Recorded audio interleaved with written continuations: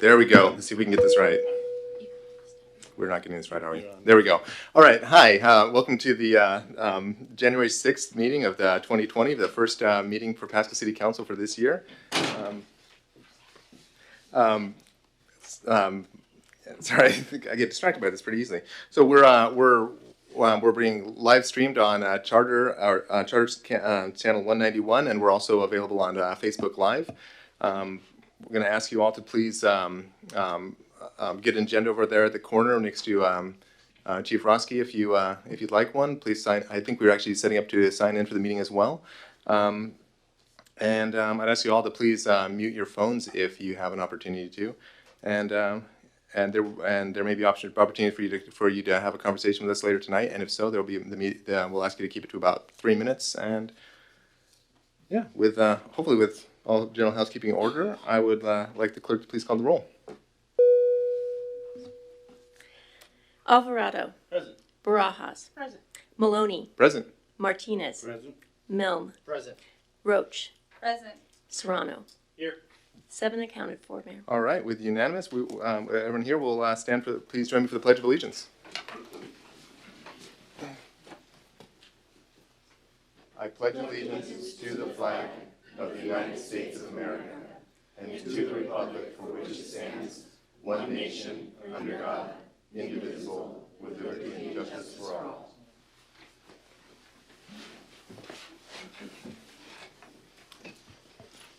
So tonight's a little different than most nights because for the first time in quite some time, we have an opportunity. We do not have a sitting mayor from last year to lead this meeting. So thank you all for your patience with me as we administer the very first item for business, which is the election of the mayor. So I'm going to read through some script here that that staff has been so generous to provide for me. So first action for us is I'd like to ask your support in continuing to preside over this meeting for the purposes of the election. And if I have your support, I'll go ahead and continue. All right, thank you. So the election of the mayor and the mayor pro tem is one of the council functions for our form of government that occurs every 2 years. The mayor's position, we're under a council manager form of government, which means that the city council hires one staff member, the city manager, who acts as the chief executive officer for the municipality. And we as council members set strategy and vision for that operation. The mayor's position, more specifically, serves as the leader of the council and as a figurehead, as a point of contact and a representation for the city itself.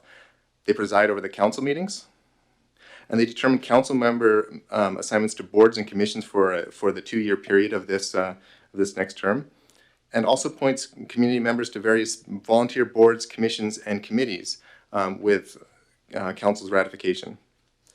The mayor also issues proclamations, attends ribbon cuttings and other key community events to represent the city and the city council. And the mayor pro tem performs the mayor's duties when the mayor is unavailable. So only the council may select the mayor and mayor pro tem. This is not a voted on position given our form of government. So the process is going to go as such, and I know the council members have this in front of them, but I'll read for the benefit of the audience. So I'm going to open the floor for the mayor's position for any council member to nominate another member, or they may nominate themselves. No second is needed for that.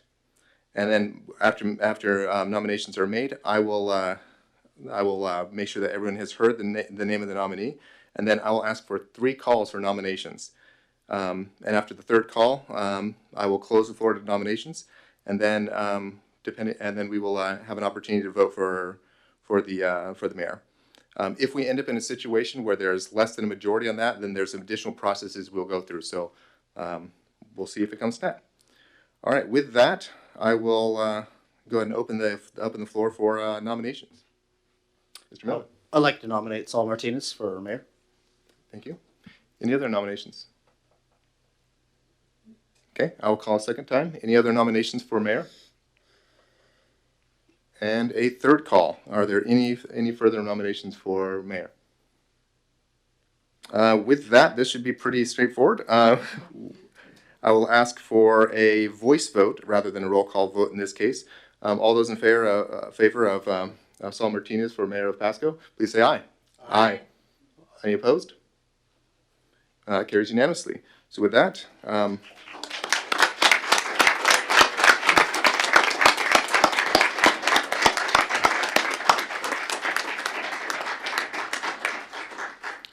all right, with that, I will ask Mayor of Pasco, Saul Martinez, to please go ahead and conduct the election of the mayor pro tem. It will follow the same process. We want the seat, or are you good with you? I'll do good, and after the recess, we'll go ahead and make the switch. Perfect. Thank you very much.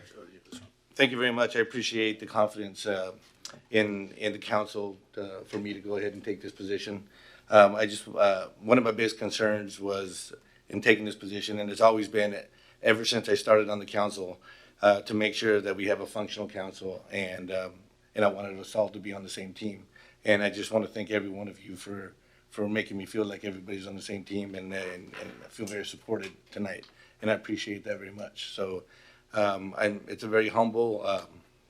I'm very humbled in taking this position, and it is quite unique because ever since I've been on the council, we've only had one mayor.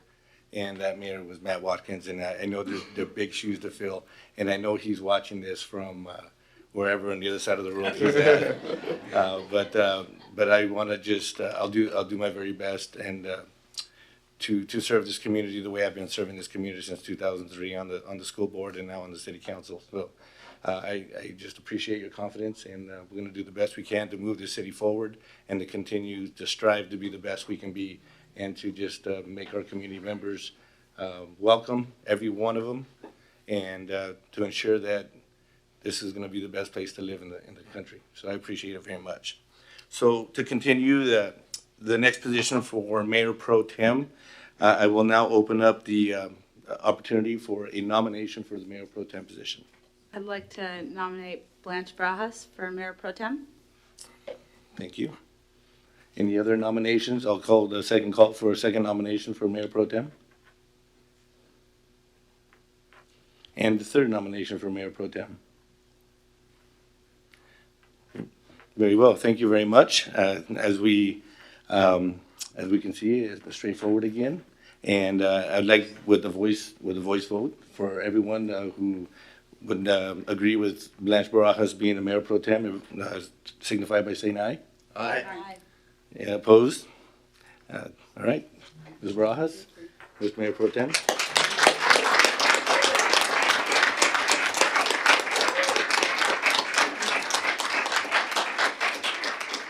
Wow, that's wonderful. So I think the next on the agenda, we're going to take an intermission very quickly. Let me open this back up.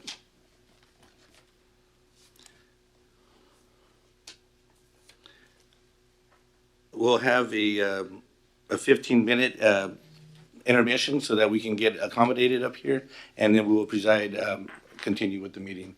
Thank you all for being here, and we're going to continue in 15 minutes. Thank you very much.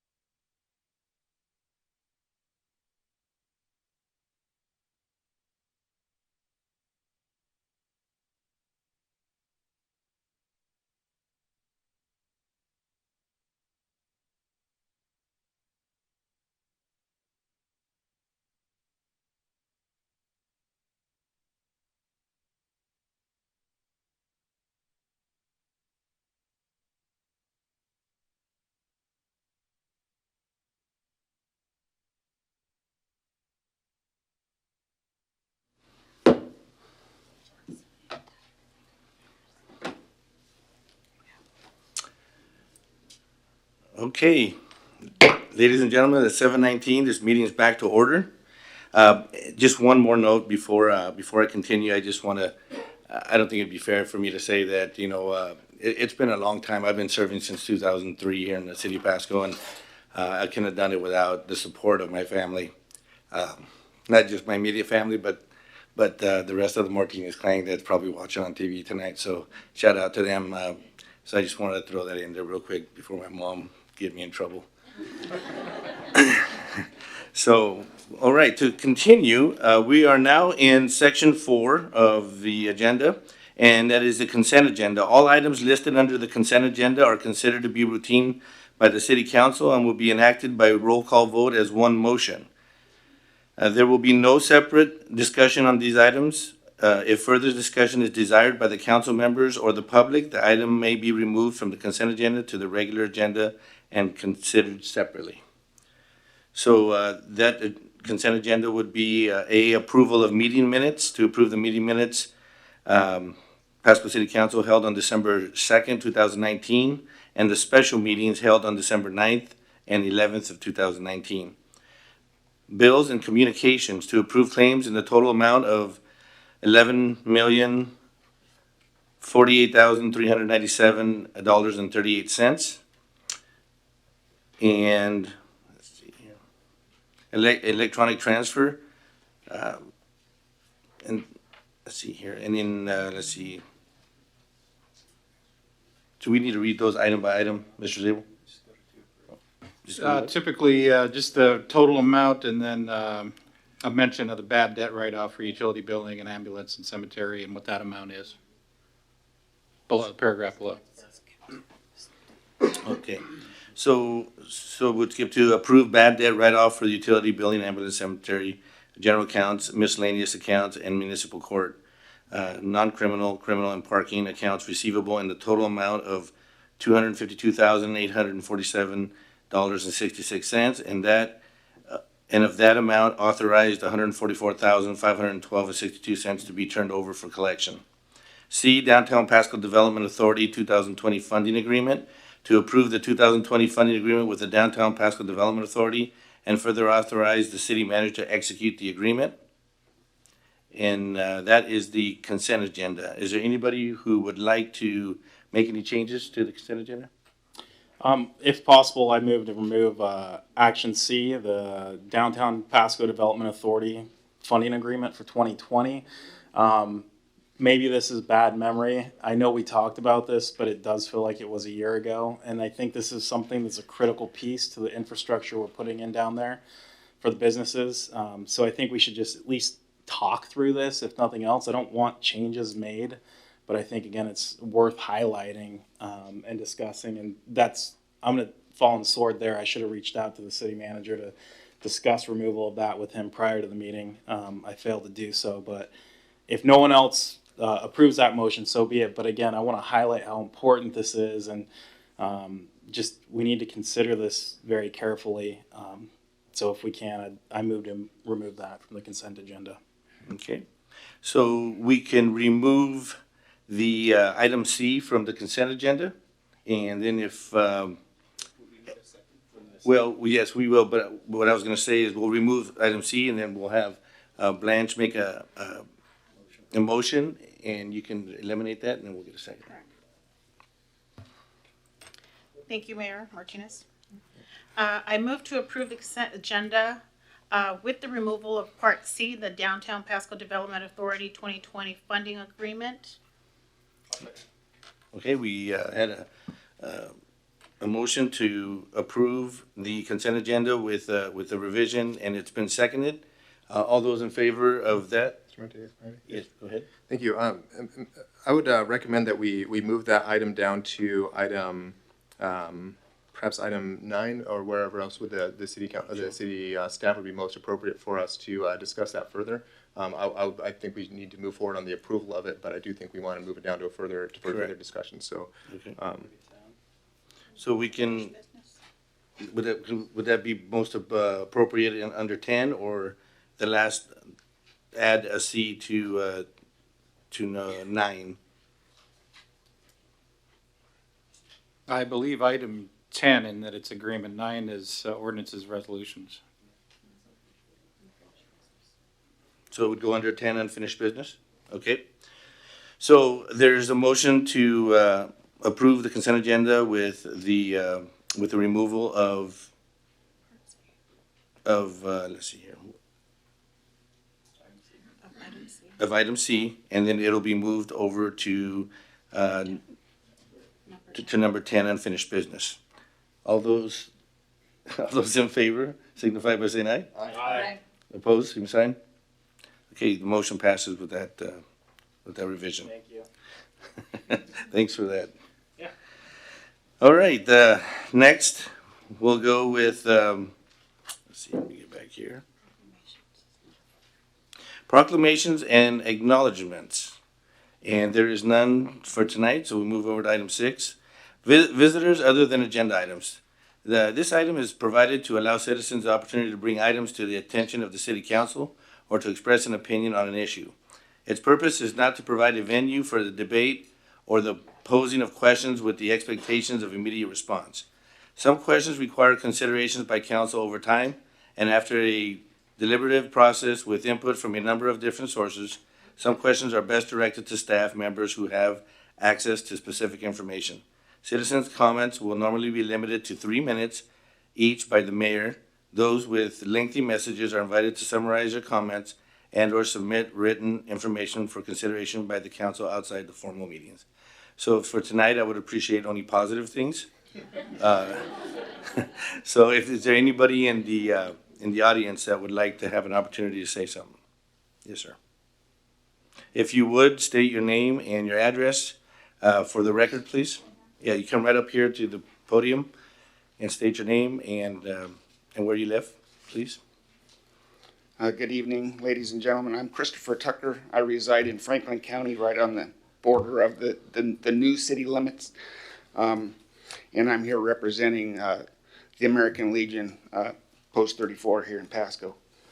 Good evening, ladies and gentlemen. I'm here as the commander of Glenn M. Sickles American Legion Post 34. In March of 1987, the American Legion purchased the property at 1029 West Sylvester and transformed a former grocery store built in 1951 into a thriving and growing American Legion post. But times and service organizations have changed. Due to falling membership and usage of the building, the property has been on the real estate market since April. Before going on the market, our investigation showed that a buyer would have to update the building with a fire suppression system. I'm here to ask why the city engineer's list of property improvements continue to change as buyers entertain purchasing the property. This is a short list of improvement construction a buyer would have to do. We already know about the fire and sprinkler system. Additional fire hydrants.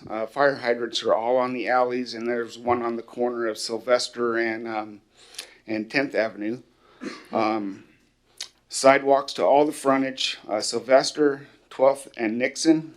Curbs to all the frontage need to be replaced. Remove the parking stalls on Sylvester. Gutters were required. A landscape buffering to all the frontage. This makes the parking lot too small for the square footage of the building.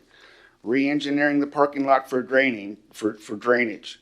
These improvements are more than the suggested sale price of the property. I can understand the fire safety concerns that the city has already re-engineered the city street corners of Sylvester and 12th and Nixon for disabled persons access. There must be some kind of grandfather clauses. Thank you for hearing our concerns. Thank you. I appreciate it.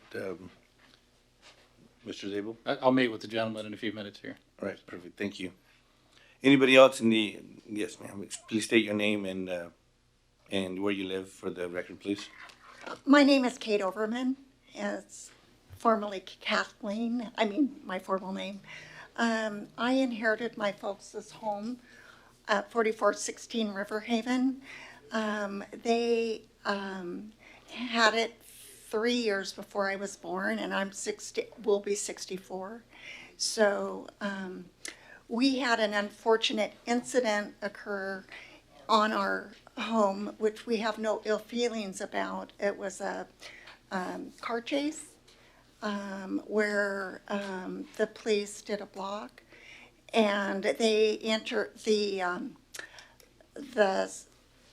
person that was in pursuit entered our pasture and blasted out some of our irrigation and went through was trying to go through the front gate. So, again, no ill feelings. I'm glad that no police officers were hurt and the little boy in the back was not hurt, and our horses were not hurt. What now we're trying to do is repair the fencing, and our insurance doesn't really want to, pay. They say they'll raise it more than it would cost us to just pay out of pocket.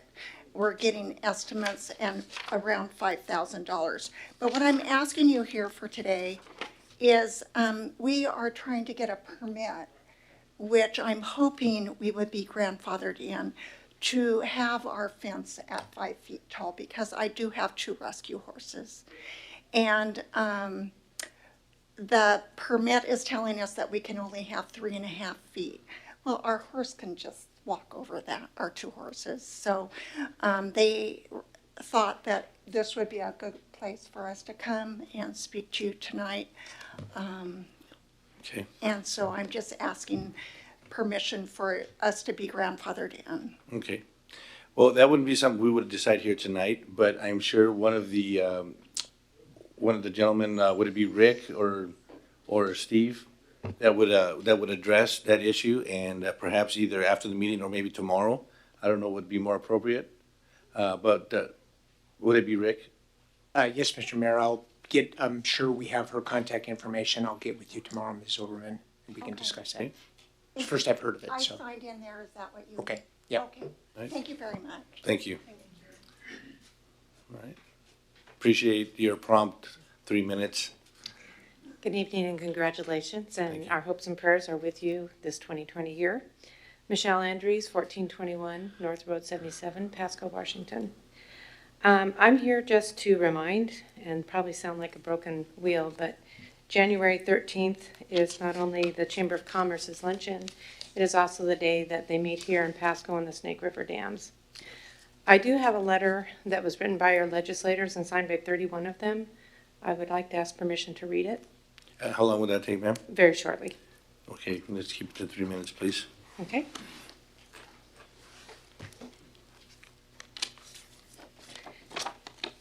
Dear Governor Little, we, the undersigned Washington State legislators, respectfully ask you to sign the Endangered Species Act exemption application currently under review in your office.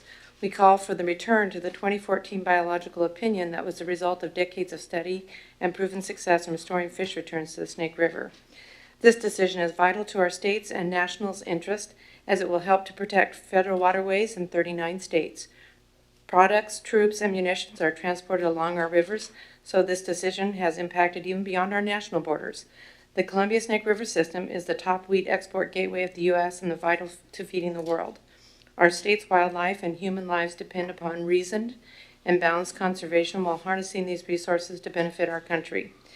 Though the exemption is rare, it is appropriate for these circumstances. Please sign the ESA exemption with our full support.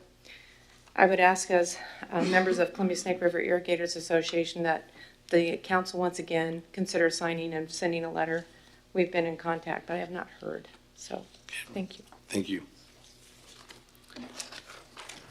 And the date is January 13, 6 to 9 p.m. at the Red Lion in Pasco. Yes, sir. Tomorrow is in Clarkston, and the 9th is in Vancouver. Thank you. Thank you. Anybody else have anything tonight? Ma'am? Again, please state your name and where you live for the record. Hello, Julie Webb. I live on McEwen in Richland. I was just here to quickly just give you guys a couple numbers since Director Deb is taking over the shelter. She has been able to get 356 dogs and 133 cats transferred to rescues. Instead of being praised for this, I feel like we're kind of letting her down by getting these, our kennel numbers are going down with this new shelter. So we really need to make sure we get them more kennels. On the layout, I see there's only 39 kennels that will be for dogs and only about 70 for cats. As of right now, today, there are 34 dogs at our shelter and there are 76 cats that are available for adoption. This does not include 100 or so cats that are injured, too young to be adopted, or sick. So, those 70 kennels that we will be having on this new shelter, they're full already if you go off just our numbers today. So, and these numbers are low because sadly we have been getting a lot of publicity from the news. And so that's kind of been a negative for us because people see the photos of how horrible our shelter looks and they're actually not bringing strays to our shelter as often as they were. So it's kind of a catch-22 there. We also have very many Facebook groups that have been awesome and they're helping take in rescues. That number is not getting to you guys. As well as microchipping has been awesome. People are microchipping, and so that number is not getting to the shelter. So we really just don't want to become a kill shelter. And our numbers that we have for this new shelter will make us have to do that. So we just really need your guys' help. Richland we've been speaking at their council meetings, and they really want us to work with Benton County Canine Shelter. They only have 30-some kennels there. They do not take any cats. They have no space to walk dogs. They're right in the center of Kennewick. We love them. They're wonderful. They take a lot of the farm animals for the county, but that is not the solution that we're looking for all of Tri-Cities. We're going from 60-some kennels at our shelter right now down to, again, 30-some, and we've worked really hard. Deb has done an amazing job with the barn cats and with getting our animals to rescues so that they're finding homes. So please, if you could reach out to anyone at Richland and explain to them that us moving to Benton County is not the answer. We need to work together, yes, but we need a new shelter. Our staff and our animals really do need it. So thank you and congratulations. Thank you. Thank you. Anyone else tonight? Okay. Will this be on the same subject, ma'am? Please state your name and where you live, and if you could just try to make different points, that would be appreciated. Okay. Thank you. My name's Kristen, and I live on Reserve Lane in Pasco. Good evening. I hope you all had a great holiday season. I'm here tonight to speak to you about getting our community a new shelter. 3 years ago, we bought a house in Pasco, and it wasn't until I got involved with the local rescues and the shelter that Tri-Cities started to feel like home. My love and involvement in the community has continued to grow because of this. I realized pretty quickly how the love of animals has a great ability to bring people of all backgrounds together and unite a community. Building a proper animal shelter will have a huge positive impact on the community. Hopefully many of you by now have toured the animal shelter and fully understand the urgency for a new one. We don't just need a generic new building on any plot of land. We need one that is functional, in an acceptable location, is big enough, gives us the necessary room to expand with our growing community, and one that can have the POP spay and neuter clinic on site. Anything less than this is likely going to be a waste of time and money, unfortunately. If we're going to do this, we need to do it right. We have an awesome community full of great council members and staff, so I know we can make this happen. I beg you to listen to the suggestions from the knowledgeable shelter staff and volunteers. I promise you they're only asking for exactly what we need, nothing more. We don't need a shelter with less room for animals than our current shelter. This will only increase the likelihood of having to euthanize animals for space and put more stress on the local rescues to take in more animals than they already do. Animals don't have a voice, so we must be their best advocates. We have been promised a new shelter since 2009, so by now we don't need more promises but actions from you all. We need to show these voiceless, valuable members of our community that they matter. The time to act is not next week or next year, but now. Thank you for your time. Thank you. Okay, anybody else? Yes, sir.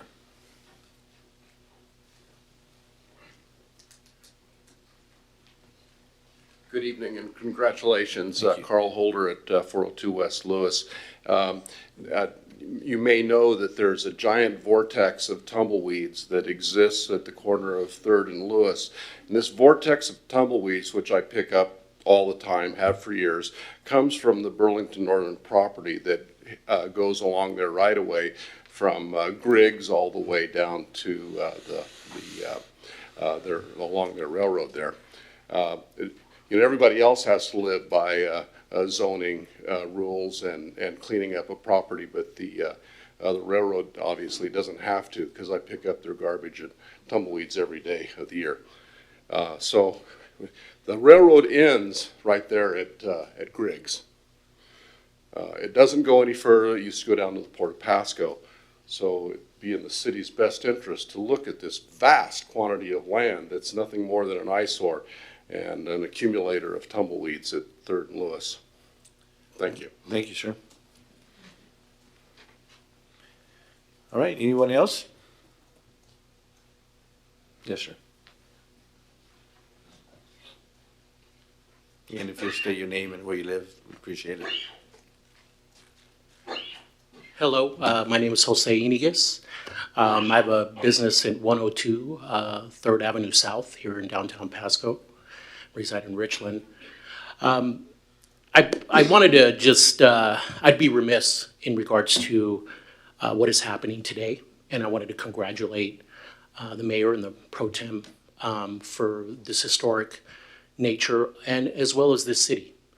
And it's just a proud moment, and I wanted to just tell you I'm a son of a farm worker, and I remember my parents taking me to the Sesad marches, from Toppenish to Yakima.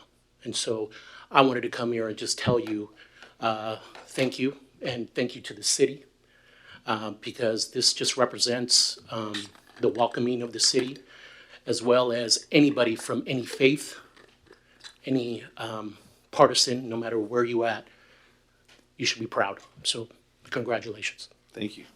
Appreciate it. Anybody else?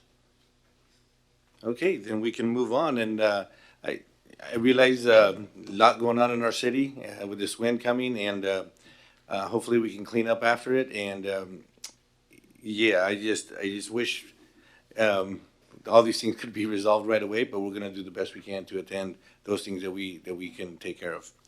All right, we'll move on to the next item. Reports from committees and or officers. Anybody have anything they'd like to report?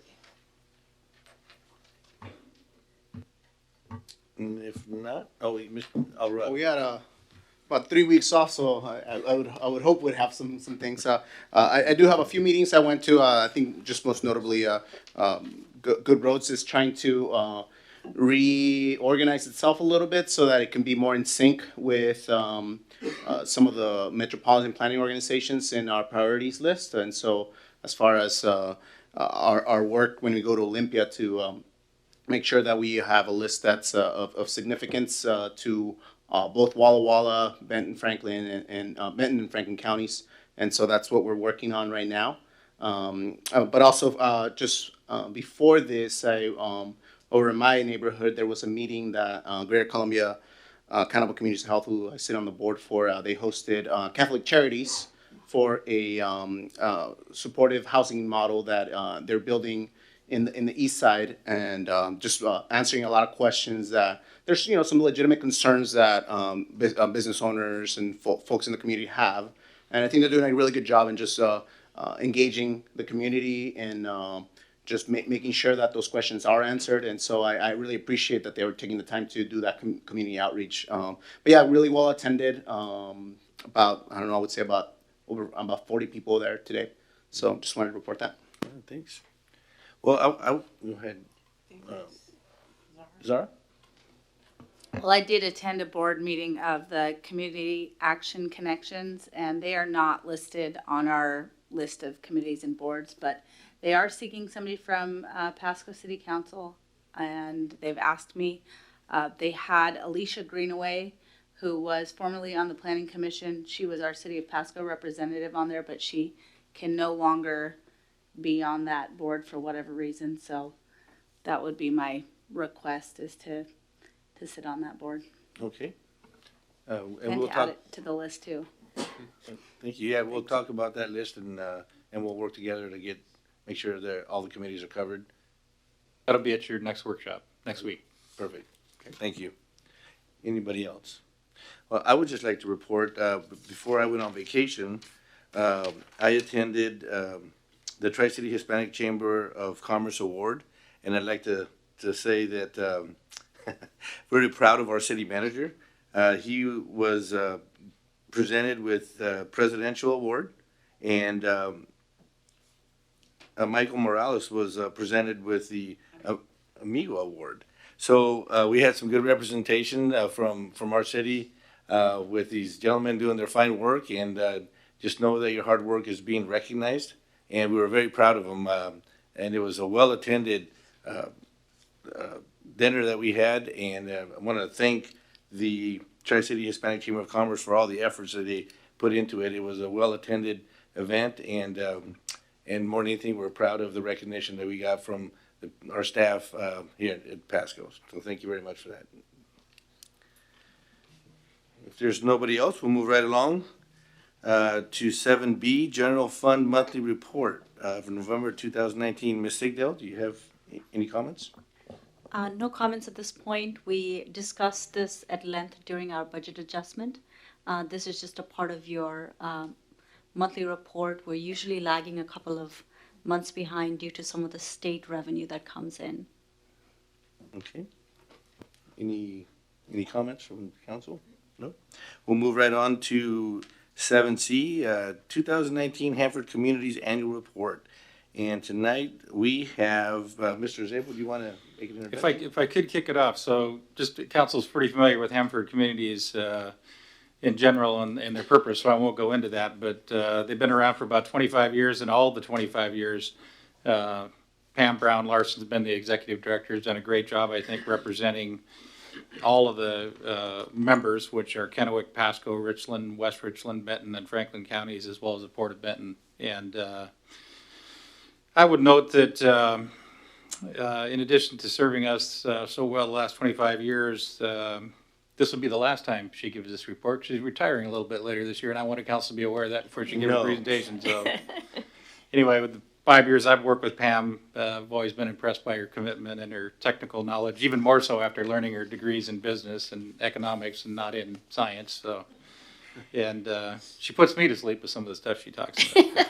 Anyway, we'll miss her contributions on our behalf. So with that, I'll turn over to Pam. Thank you. I had a list of acronyms next to my desk for several years coming into this job. I appreciate the opportunity to talk to you tonight. And my voice is a victim of the wind, so forgive me for my allergies. I'll do my best. I would like to thank City Manager Zabel for serving on our administrative committee, and congratulate you, Mayor Saul Martinez, who has been on our governing board and does an excellent job representing your city, and hopefully you'll still have time to do that in the future. So each year we develop an issue agenda of the things that we anticipate are going to be happening at Hanford during the year, and those issues that impact the community that we want to take a position on. So we're in the process of doing that right now. We're fortunate to have a $100,000 contract with the Washington Department of Ecology, and that helps us do outreach so that we can inform people in our region. And we develop programming for local cable TV, which runs on your Pasco station throughout the year. And this was a big year for us. We completed 2 projects that weren't quite done last year. In January, we produced a program on the plutonium finishing plant demolition, remediation of Hanford's 324 building, PNNL is environment and energy programs, and a new program, which I'll be getting to John, is Hanford Past, Present, and Future. We have a website that we maintain, and the videos are available on the website. We have a speakers bureau. Was very successful this year with 113 contacts in Washington and Oregon and a 15% acceptance rate. We do 3 newsletters, which all of you receive. The meetings that we've had this year, we met with our DOE site manager, Brian Vance, on 3 occasions. He's a very impressive gentleman, very capable, very much wanting to be open to the community and hear our thoughts and engage with us. Not so much with the Department of Ecology. It's been very frustrating, and I'm happy to inform you that the Department of Ecology will have a new director as of Wednesday. And I'm sorry, I've forgotten the lady's name, but she comes to us from the Attorney General's office, where she's been the head of the Ecology Division. So I'm hoping that she will be interested in the views of our elected officials and the people that live in this region more than Seattle. Let's see. We've also worked quite a bit with TriDec. And we've done some community roundtables with them. We had one with Ann White, who was the director of the cleanup program for a while. We also had an excellent roundtable with Paul DeBar, who's the Undersecretary of Energy, talking about their desire to define nuclear waste by what it is versus where it came from. And the reason we care about that is we could send a bunch of waste away from Hanford if we could get that definition changed. Now it has to go to a deep geologic repository, which is Yucca, and it's not open. So the more waste we can send to places that are willing to accept it, we think that's really important to pursue. We've had numerous communications with Congressman Newhouse and his staff throughout the year, both here in Washington, D.C. I had an opportunity to sit down with Senator Cantwell in April to discuss budget priorities, and also a roundtable with Senator Murray here in our community. We have had good contact with Senate staff. We have new staff in Senator Murray's office that really stepped up quickly and are being very effective early on. And we've had a chance this year to talk with Secretary of Energy Perry when he came here in October to celebrate the conclusion of the Hanford, the sludge from the K Basins. He was open to anybody that wanted to talk to him. And then he resigned 2 days later. But we did have the chance to shake the hand of the secretary. And the gentleman that took his place has been undersecretary and very knowledgeable. So I think there will be a good transition there. The briefings that we had for our board members on topics throughout the year included completing the grouting of the Purex Tunnel, which would have been disastrous last winter with all the snow that we had, probably would have collapsed. And as you're aware, across the river from Hanford is a lot of prime agricultural land, and we need to protect that agricultural land. So that project is done. We learned about their plans for future use and management of the Hanford site. Construction of the waste treatment plant, which is going well. They're in the process of commissioning and turning over to startup the balance of facilities that will support the vitrification plant. They've been working with CBC in training commissioning employees and training laboratory employees, so it's great new jobs for the future. Testbed initiative is one of those opportunities to grout some tank waste and send it to Texas. We have supported that. We had a very interesting issue briefing in November on Hanford past, present, and future. And I mentioned that I'll be getting that to you for your TV station. They did a fantastic job. And it was the site manager and the presidents of all 4 of the contractor companies. So I think you'll find that really interesting. We have contract recompetes going on, and 2 contracts have been awarded. The first one is site services, and they are debriefing that contract this week. I ran into one of the teams that did not win the contract at lunch today. And the next one is the Central Plateau.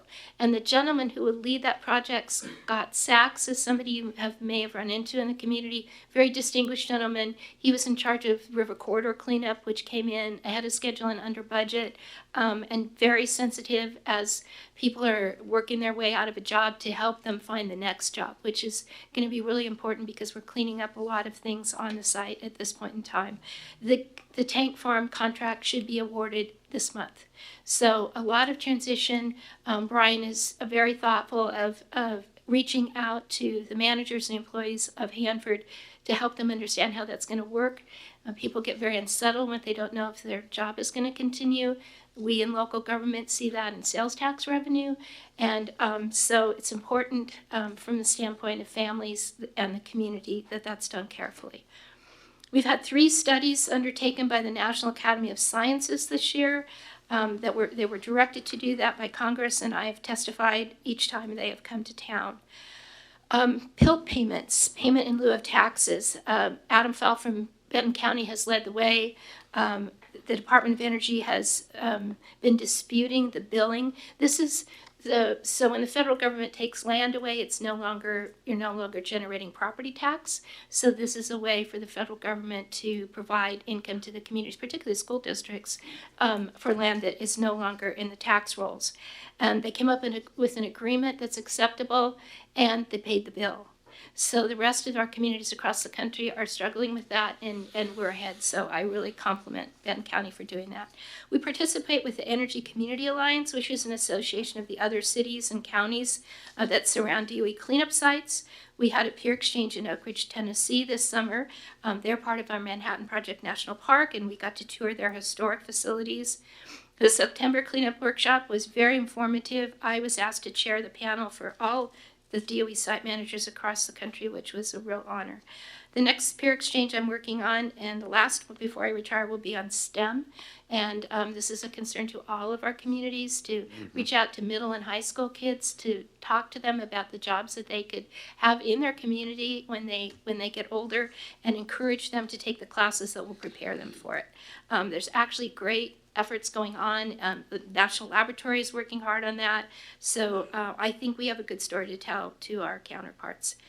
Advocacy of issues of local concern. I joined TRIDEC in their trip to Olympia in January, and we had elected officials go again in October to meet with the governor's office, the attorney general's office, and ecology. The folks that went felt that the governor's office really paid attention. The potential cost of the Hanford cleanup escalated this year to the point where it would take $11 billion for 60 years. And we now get $2.4 billion.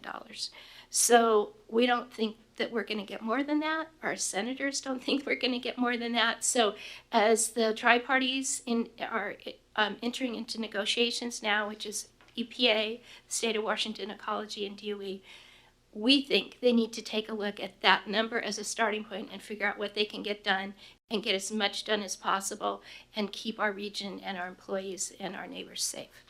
So we will be sharing that with the new Director of Ecology when we first have that opportunity. I could talk for a long time, and I know you have a busy agenda, so let me just cut to a couple more. Let's see, I'm the liaison between the Benton County Emergency Operations Center and the Federal EOC and Energy Northwest. I participate in drills with them, and I think I'm going to be able to continue to do that as a volunteer in my retirement, so that's going to be interesting. And continue to work on, this year we did Atomic Frontier Day, if you recall, in September, and that was, our whole region participated. We had over 4,000 people attend, and it was a very exciting opportunity to look to our past and look to our history. So what I have given you is a summary of this 30-page report, and I've provided one to the mayor and one to Mr. Zabel, and I will electronically transmit it to Debbie Barham, your outstanding city clerk. So if any of you want a copy of it, she can make that available to you. And I'd be very happy to respond to any questions. Perfect. Any questions? Well, I would just like to say, Pamela, I've been on the Hanford Communities Committee for several years now, and I just want to thank you for all your effort, the energy this woman has, and the way you strategize and organize the forums and the people coming in and talk is just amazing. You've done a wonderful job, and thank you for your efforts there. This is what she all explained is just a summary of everything that's going on. And it is amazing how much work is put into that. But it's very important that our communities know how much cleanup actions, and there's always going to be issues going on, financial issues, but the strides that they have made to clean up the Hanford side is amazing. And it's all on the internet. It's all, whereabouts can they? Hanford.gov. Hanford.gov. And it's just amazing. You can be there for days just reading. So anyway, thank you very much. Sure. If there's no further questions from the council. And just to wrap up, the river corridor is done. I mean, we're doing some cocooning on the K reactors, but the waste sites are cleaned up, the groundwater plumes are cleaned up.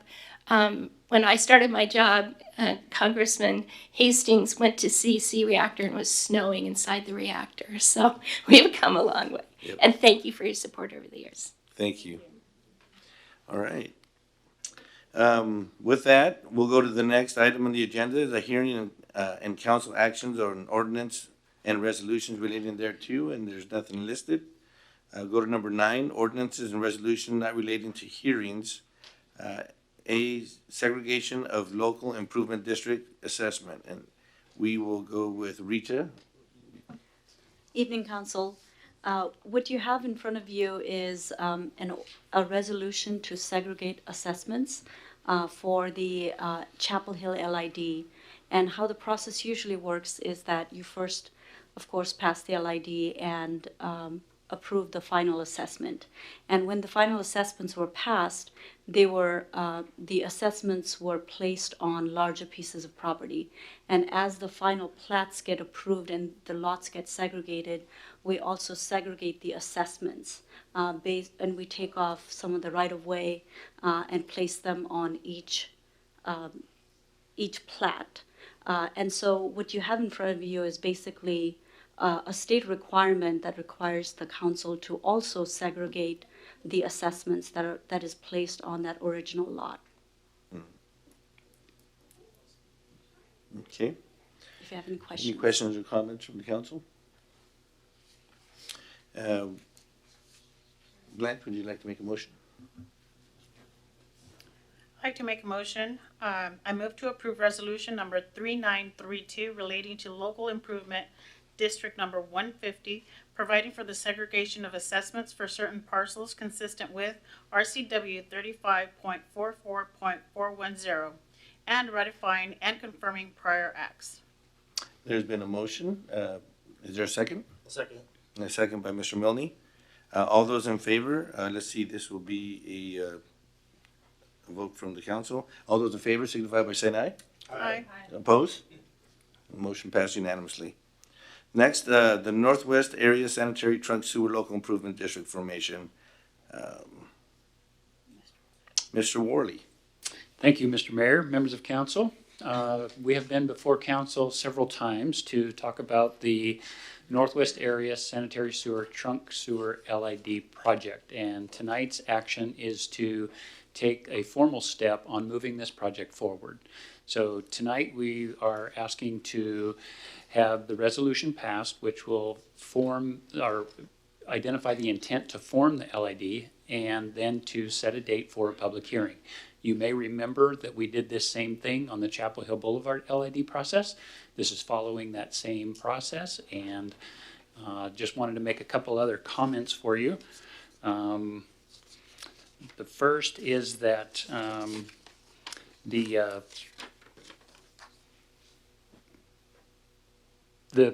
LID is supported by many of the property owners that are identified within the LID, some of which are here in the audience tonight and here to show their support for the LID.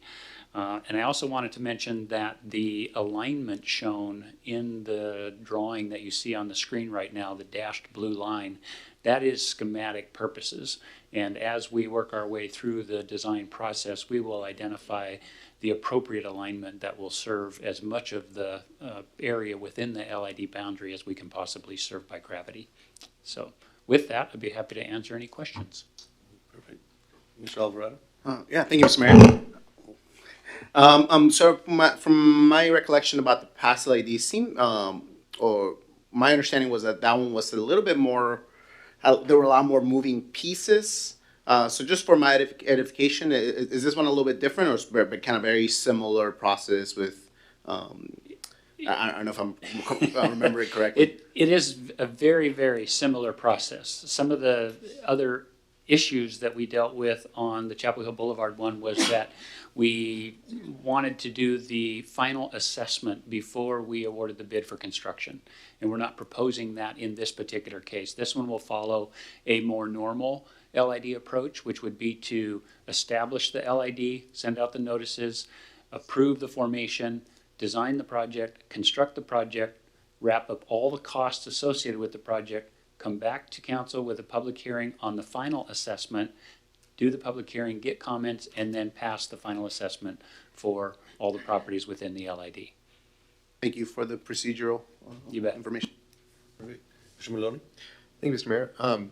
Mr. Worley, so to follow on that same chain with the Chapel Hill Boulevard, we've chosen to do that in the reverse order, which sped some things up and also reduced certain costs, but also increased the risk for the city, I think, pretty dramatically.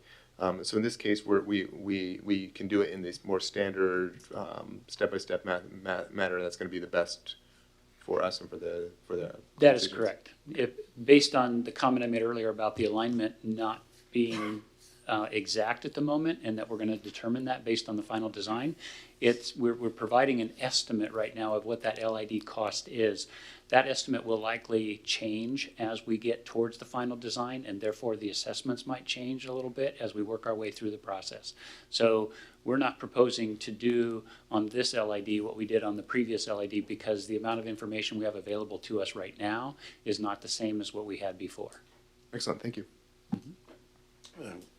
Thank you, Mr. Serrano? Yeah. So you mentioned that most of the owners are in favor of this. Are any of the 6 owners opposed to it, or have they outright stated they're again opposed? We have not contacted each owner individually at this point. We have met with several of the property owners, and they are very supportive of it.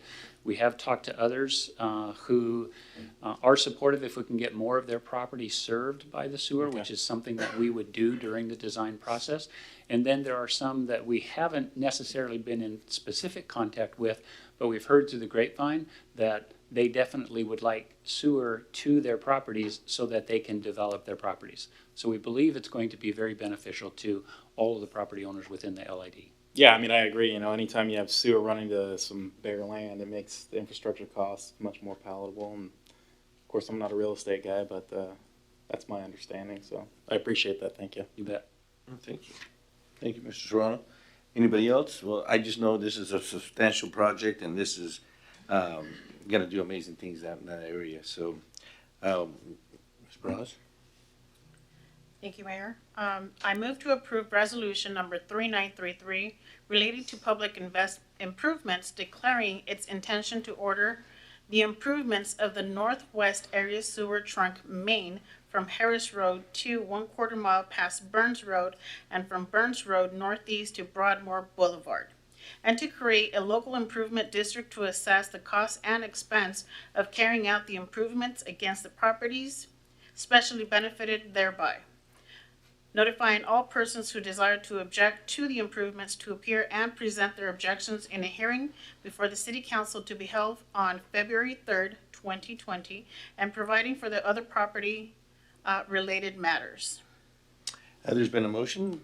Here, second. Second. Okay, a second by Mr. Maloney. Everybody in favor of the motion signify by saying aye. Aye. Opposed? Motion passes unanimously. Well, we'll move forward and looking forward to getting this big project done. Thank you, Mr. Morley. We now move on to number 10, unfinished business, and we have in our unfinished business has been talk about our downtown Pasco Development 2020 funding. So let's see here. Go back here.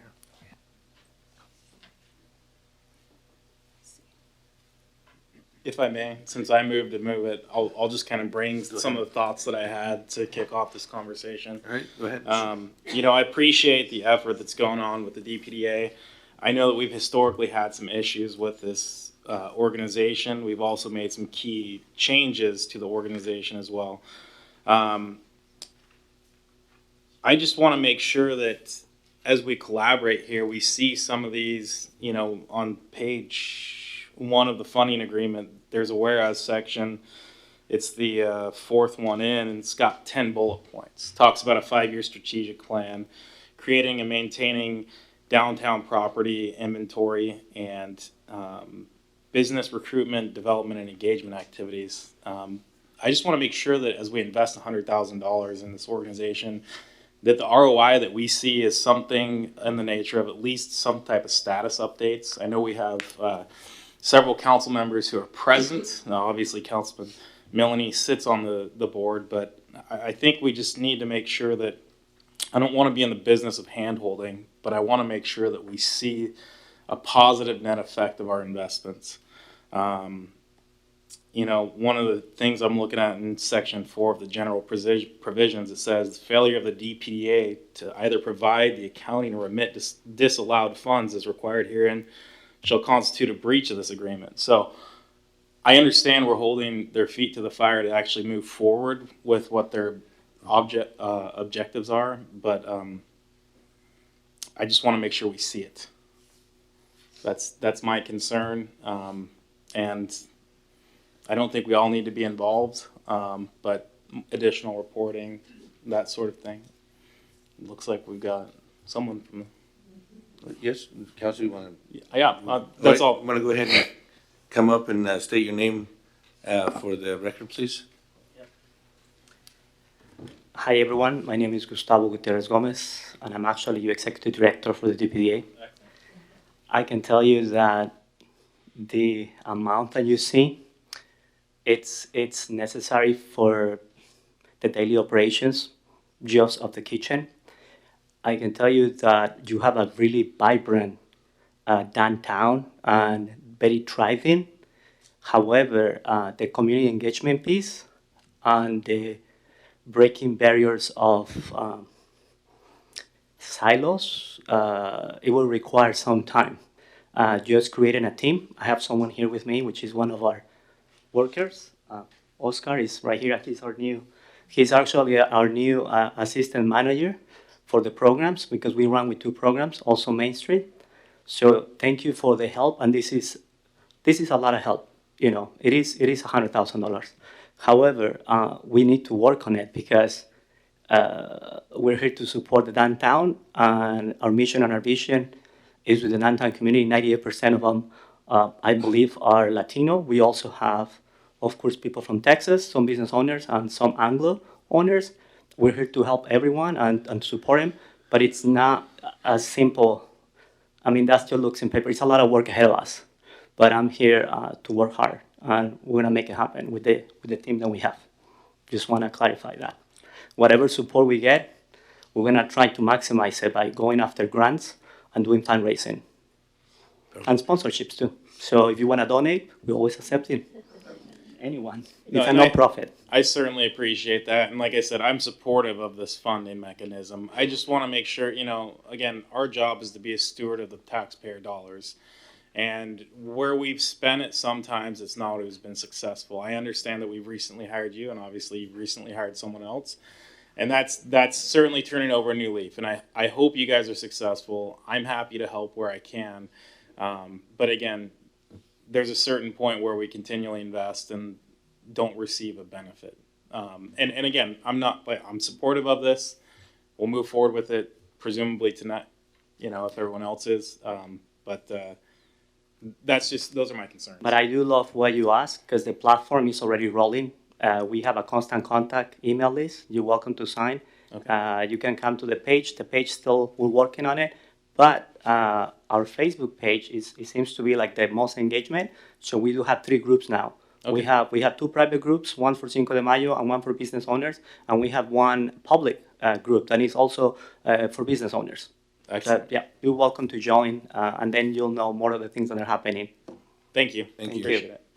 Mr. Toronto, I appreciate you taking off the consent agenda and talking about it, because I kind of feel like it's been kind of a timing issue, and it's obvious that there was some issues that they had to deal with, but I appreciate you taking it off the agenda to discuss more about it, because it is important, and I'm very optimistic, and I hope that, I don't think that it's been a total failure, but I do appreciate it, and I am optimistic of what's going to happen in the future, and we're looking forward to some updates from the director.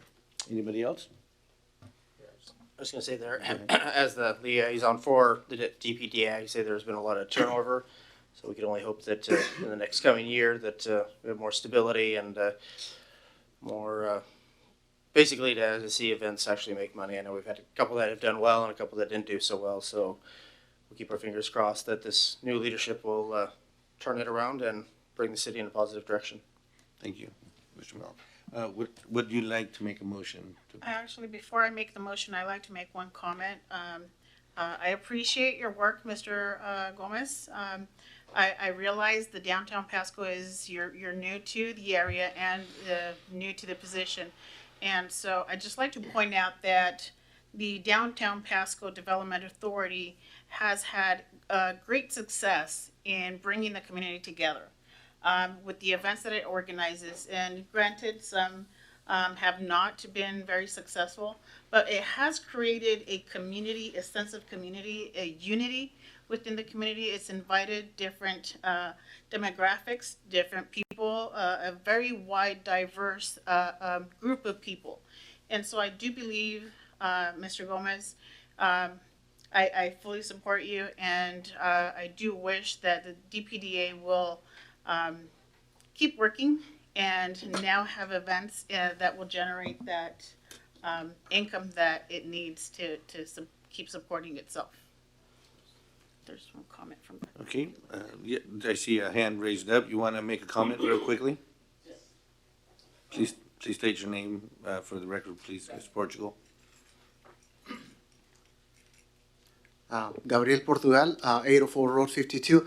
And just to add on to what Gustavo said, I'm the current chair for the DPDA, and yet the challenges are very different ways. There are challenges that are coming our way, and if you recall the history that we went through with the previous executive directors and all the challenges.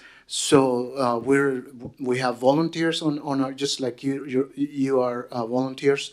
Well, some of you a little different. We don't have any board members that get any stipend or anything. It's all volunteer work. So we work really hard to try to find what's best for our city and within the downtown, obviously. So yeah, the agreement we have with the city that started in 2011. With the Main Street money that comes in, just to point out that from every dollar that you give us or for the DPDA, that you get 75 cents back for the city. So it's a really good deal for all of us. And Ms. Barajas has pointed out some of the challenges that we have with so many different cultures that we try to work with, and every culture has their own needs, and they're all part of this tapestry that we have in Pasco, and we continue looking for ways to work together with the different elements that we have, and we believe we're doing a good thing. And now that we hire Gustavo, we're really excited because he brings a lot of energy, and this guy is there at 7 in the morning, and I mean this guy has a lot of energy, and so give us a little time, and you'll see. You will see some results. Thank you. Thank you. Thank you for your comments. Okay, we're ready for a motion. I move to approve the 2020 funding agreement with the Downtown Pasco Development Authority, and further authorize the city manager to execute the agreement. There's been a motion. Is there a second? There's a second by Mr. Alvarado. All those in favor signify by saying aye. Aye. Opposed? Okay, it passes unanimously. And then we'll move on to the next new business. We have a Northwest Area Trunk Sewer Design Approval of Professional Services Agreement with RH2 Engineering. Mr. Worley? Thank you, Mr. Mayor, members of council. Not that we haven't talked about the Northwest Area Sewer enough, we thought we'd also bring you a contract for actually getting the thing designed. And for that, I would like to turn it over to our senior engineer, Maria Serra, to cover this topic for us. Maria? Good Nice to see you. evening. I'm Maria Serra. I'm here to talk about the professional services agreement with RH2 Engineering for the design and LID administration for the Northwest Sewer Trunk.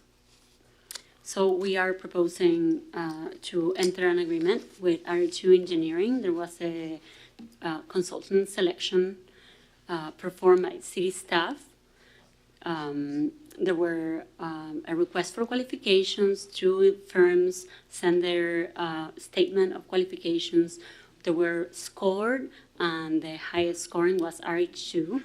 The scope of work was negotiated with them in order to perform an initial analysis of which is the best alignment for this line, and then full design plus the administration of the LID.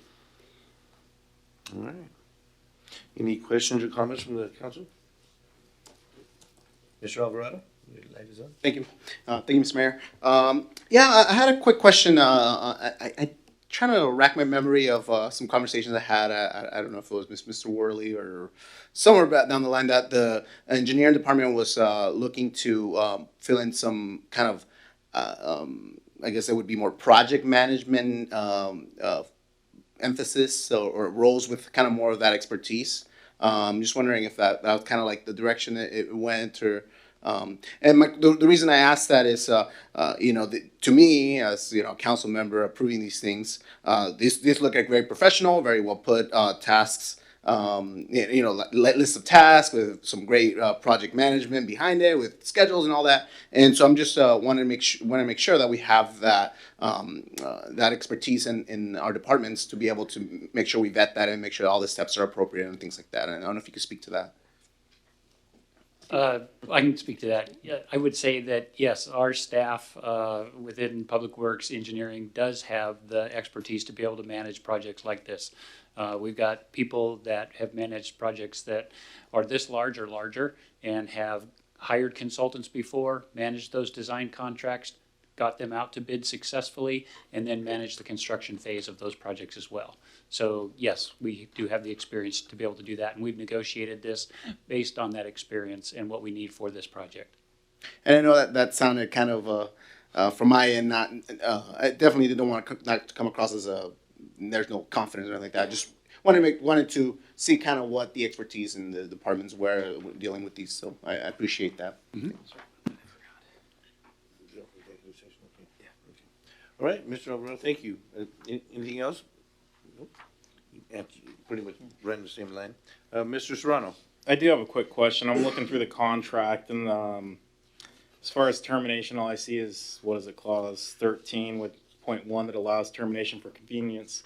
In the event that our hearing on February 3rd doesn't go how we hope and the LID is not formed, is there any other way to back out of this agreement? Or are we going to still move forward and fund the design? I think that's a choice we would have available to us. Obviously, if our decision is to not move forward with the design because the LID, let's say, didn't go through, then I would say that would be a matter of convenience for the city not to move forward. And so that would allow us to be able to get out of that contract. Yeah, I agree with that. Is there any risk that a contractor would move forward in the next 6 weeks on any scope of work that we would fund between now and then? I think the preliminary information that they're going to gather during the time of the formation of the LID would still be good information for us to have, even if we don't go to the final design. Getting the information to address the final alignment to best serve those properties would still be good information for the city to have. Okay. Thanks, Mr. Ferguson. Any additional thoughts on termination? No, I think you're right on. Okay. Okay. Anybody else? All right, with that, Ms. Ross. Thank you. We have a motion. I move to approve the professional services agreement with RH2 Engineering in the amount of $556,668 for the Northwest Area Sewer Project, and further authorize the city manager to execute the agreement. There's been a motion. Is there a second? Second by Mr. Milne. All those in favor of the motion signify by saying aye. Aye. Opposed? It passes unanimously. Thank you very much, and thank you for the information. Next on the agenda is professional services agreement with Murray Smith for the wastewater treatment plant improvements phase 1. Mr. Worley. Thank you again, Mr. Mayor, members of council. You may recall sometime last year we had this riveting presentation on the updates to the wastewater treatment plant. And so tonight we're going to be looking at contracting with the selected design firm for that. And again, I'd like to introduce Maria Serra to present that for us. Good evening again. This, similarly to the previous item, we had a request for qualifications for engineering firms to design the improvements to our wastewater treatment plant. We received five statement of qualifications from different consultants. There was scoring performed by a panel. 4 of those firms were interviewed, and the highest ranked consultant was Murray Smith. And we recommend entering an agreement with them. So we had the facility plan approved by Ecology, which listed or identified after an analysis which were the high priority projects for that facility. This phase 1 takes care of those items, which are secondary treatment and outfall. And then there's going to be a phase 2 coming immediately after, but this takes care of phase 1. As far as funding, we have applied for ecology funding for water quality. It's a loan. We have not heard back yet, so we're still awaiting a response on whether we were awarded. Okay. Any questions or comments? Mr. Maloney. Thank you, Mr. Mayor. So this is going to be a statement rather than a question. I really appreciate that we're showing how clearly tied all this is to the plans we've already approved, the work we've already done in the past in terms of planning our capital improvement budget, there are other master planning that we've done, and even down to talking about which potential 2 funding sources we have. This is fantastic. I know it's something that we as council have struggled with at times, is just making sure that all those things are in alignment. This is one of those spots where it clearly is all the pieces together, everything we've discussed before comes right in front of us and goes, hey, you've seen all this before. It didn't take very long to understand and know exactly where we're going with that. And I really appreciate the effort of staff to get these packaged so well. Thank you. All right, thank you, Mr. Maloney. Yeah, I can appreciate that too. I want to echo Mr. Maloney's sentiments there. So, with that, is there a motion? Thank you, Mr. Mayor. Motion. I move to approve the professional services agreement for wastewater treatment plant improvements phase 1 with Murray Smith, and further authorize the city manager to execute the agreement. There's been a motion. Is there a second? Second. A second by Mr. Serrano. All those in favor of the motion signify by saying aye. Aye. Oppose? No. Motion passes unanimously. Thank you very much. Miscellaneous discussion is the next on the agenda item. Any discussion, Mr. Zabel? I did have 2 quick items. Just a reminder, City Council next week is moved to Tuesday the 14th, which allows council's attendance at Lower Snake River Dam stakeholder process. And just a few words about that, because I know there's a lot of folks in the community that are interested, and we heard a little bit about that even earlier tonight under audience participation. So what this is about is a report that's entitled Draft Lower Snake River Dam Stakeholder Engagement Report. And right now that's available for public review, pretty easy to find on the internet. Public comment period's open until January 24th, 2020, and public workshop for Tri-Cities is scheduled January 30th from 6 p.m. to 9 p.m. at Red Lion Hotel and Conference Center in Pasco. So the intent of the workshop per the website is to inform interested public on the content of the draft report and to provide an understanding of the different perspectives. So it's not a opportunity for the public or the council to necessarily get up and testify and give testimony. The format actually is a presentation of the draft findings, I'm assuming by probably the consultant that put it together, followed by a panel discussion involving consultants and other experts representing different interests out there to try to help the public get a perspective of what's in that report. Public testimony verbally will not be presented, but audience members can submit written questions that can be asked the consultants of the panel, provided time is available. This is right off the website. And I think when you hear a little bit about what the process is intended to accomplish, maybe gives you a little bit of insight of why it's so controlled. So it's, per the website, the process is intended to provide a Washington State focused summary of the effects of both retaining and breaching or removing the lower Snake River dams. It allows stakeholders, tribes, citizens, an opportunity to express their opinions in a structured, neutral, facilitated process. I guess that's in writing. And it helps inform the state of Washington position on a federally court-ordered EIS on the Columbia River system operations. So there's a lot they're trying to accomplish in this. The governor indicates support of this process and plans to use the information to help craft his recommendations on the court-ordered EIS. So that kind of gives you a little bit of what to expect next Monday night. And we'll advertise it as a meeting as well to make sure that council's covered, because I'm expecting we'll have a quorum at least at that meeting, so. Okay. And with that, I had no other miscellaneous items. Okay.